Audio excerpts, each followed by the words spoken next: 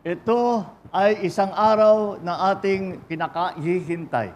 Sa umagang ito ay pinapasinayaan natin ang Mahayag Dam, isang major diversion structure para sa Salug River Irrigation System in Zamboanga del Sur.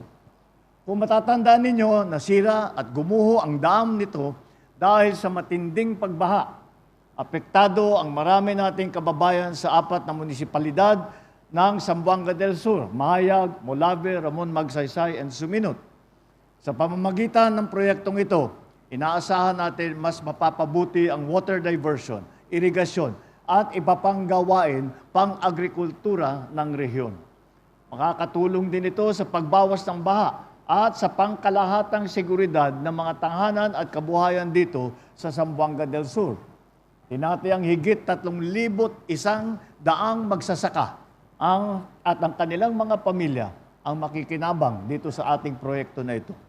Ibig sabihin, magiging tuloy-tuloy na ang supply ng tubig. Hindi lamang mapaparami ang inyong mga ani, mapapanatag din kayo na matutugunan ninyo ang araw-araw ninyong pangangailangan.